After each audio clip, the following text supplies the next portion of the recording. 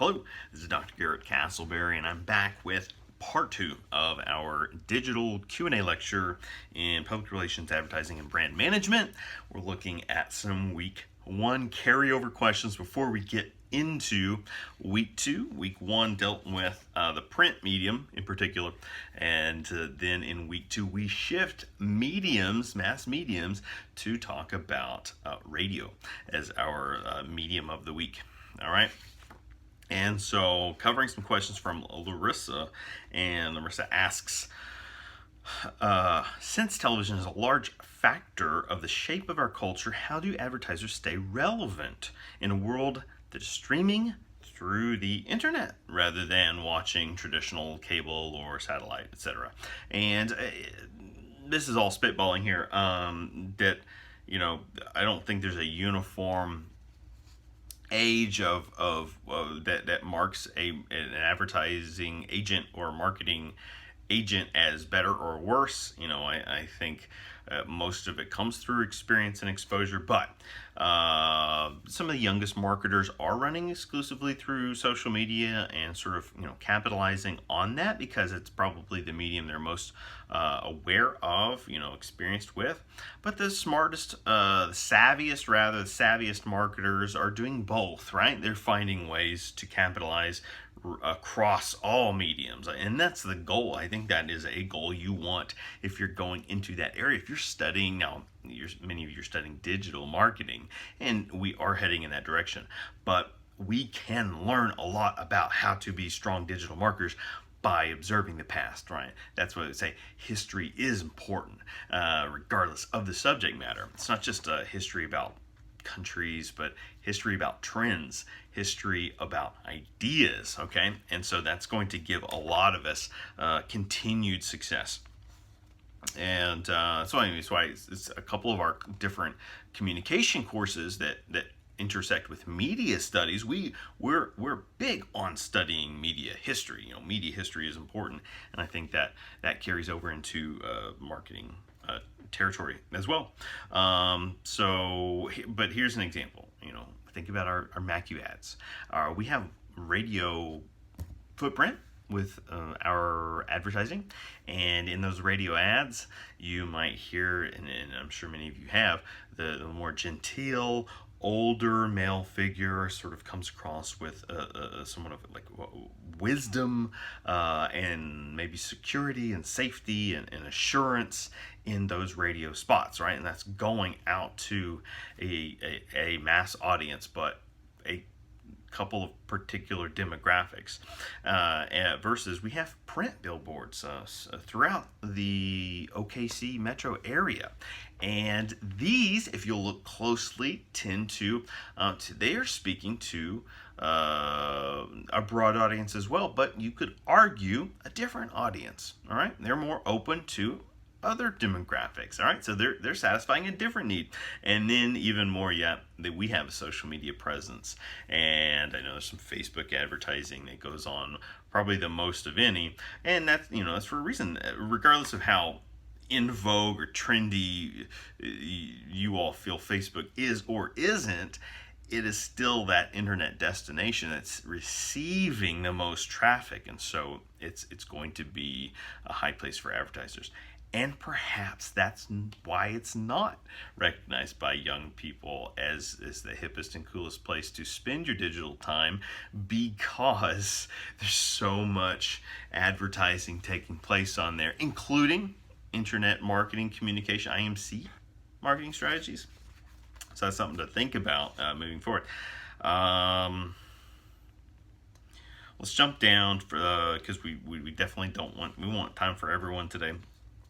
And let me jump over to the Integrated Marketing Communication book from Robin Blakeman. All right, so we're focusing on that, but then we're also collectively trying to work on adding page numbers in, adding specificity to where our questions are gathering inspiration from.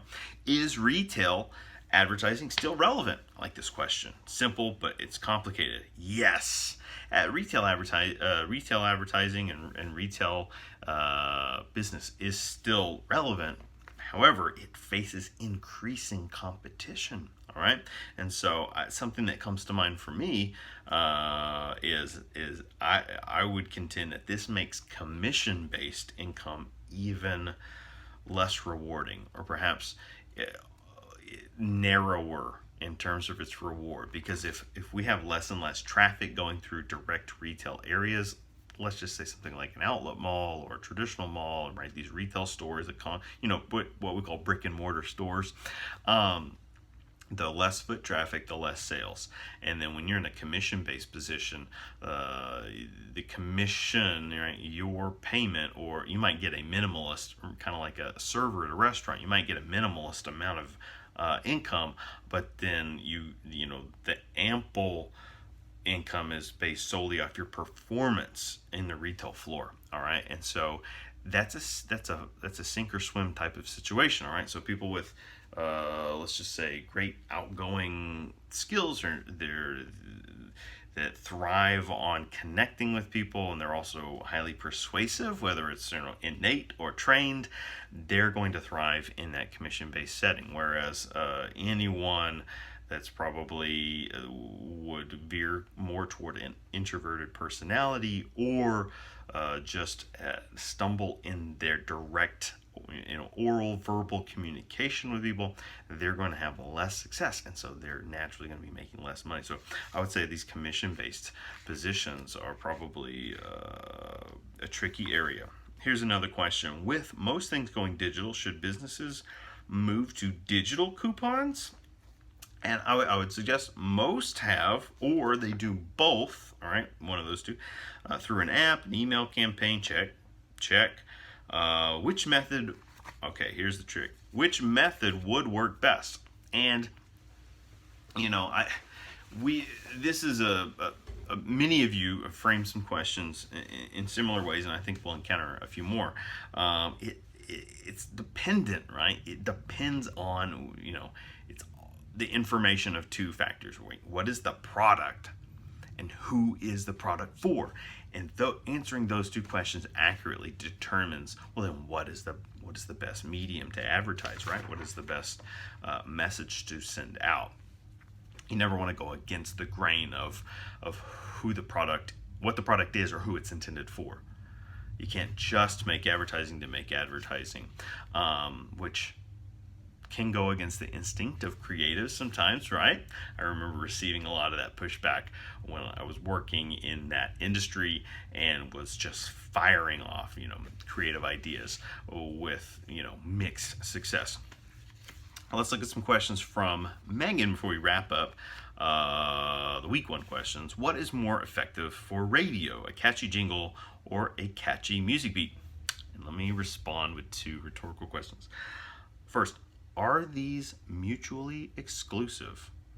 A catchy jingle or a catchy music beat? And furthermore, have we ever heard one used for the other? In other words, have you ever heard a catchy music beat or popular, Billboard song used as an advertising jingle?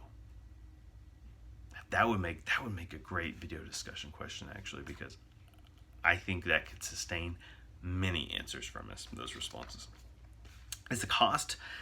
Here's a question I was really drawn to: is the cost of radio ads, or are the cost of radio ads going down with the decreasing audience that use apps like Tidal, Apple Music, Spotify, Pandora, and so on, as they take over the ears or take over the traffic of drivers, right?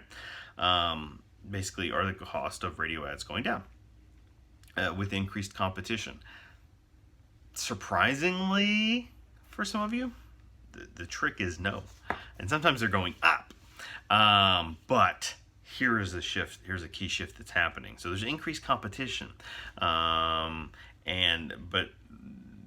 it's all about marketing and advertising to a narrower audience now. So know your audience and find find the key place to send your message to them, and that's where you're going to find success. So they're not, prices aren't going down. That's what's making it harder and harder for, smaller businesses.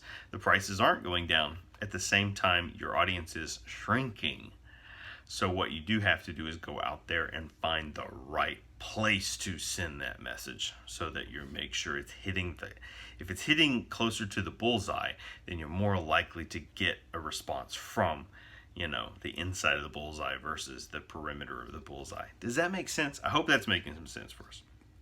Would society be as advanced without the use of advertising?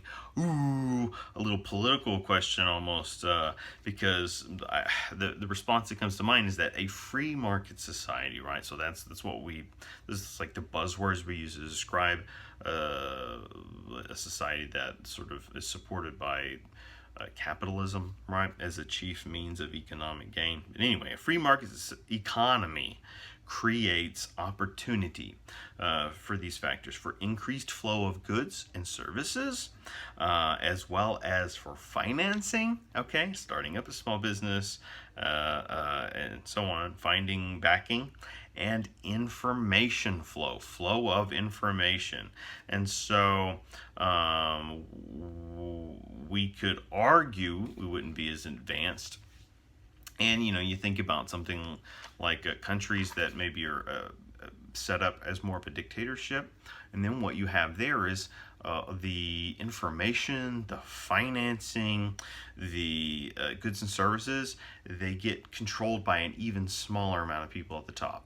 And you'll hear plenty of arguments in this country about income disparity, and the sort of the top shelf, the upper class versus the predominant lower and lower middle class in the U.S. But it's even narrower at the top in sort of those alternative economic countries where there is greater disparity, and so there would be. You tend to find at the bottom of those countries, they're far less advanced than maybe like the bottom of our countries. Like I said, our countries plural, but we have a healthy, diverse student body here. What would happen?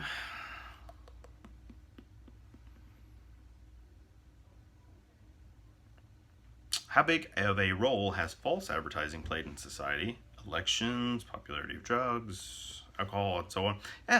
Absolutely. I think something we're open to discussing at any time is there's that seedy, sinister side of advertising in it. And I think it's a great way. This is why our communication courses in our major, oftentimes you're taking the advertising, this public relations, marketing, advertising class really close to our media law and ethics class. And so you're kind of having these conversations about mass media, but we're talking about it in different ways. And so you're getting that fully developed, three-dimensional, four-dimensional look at how the world works, really. And it's creating a more realistic and accurate set of expectations for what the professional sector looks like. And so that's also equipping you to come into that sector more qualified, right? Able to impress and impart information, wisdom to employers and make that positive impression to help them make strong decisions, both in hiring or in practice, in everyday practice. Okay, I think I can fit one more question in. We're getting a little bit verbose today, a little bit behind. What would happen? This is a fun what if question, okay? What would happen if we completely eliminated advertising for a year? Who would it affect the most? Consumers or producers? And the answer is, of course, both. And you would, like, bottom line, for better or worse, you'd see a market collapse. Okay, it would happen again. The market would collapse if there was no advertising, and because let's think about this. You would see the foot traffic just plummet and sales plummet, and then you start layoffs would happen across the board, all across these companies. But also, you know what happens when the traffic goes down? The stock prices go down. And when the stock prices of all these publicly traded companies go down, then we're talking about you're getting cut in your healthcare, you're getting cut in your retirement, and everything's wrapped up in the market now. All right, so slippery slope. We'll be back with more.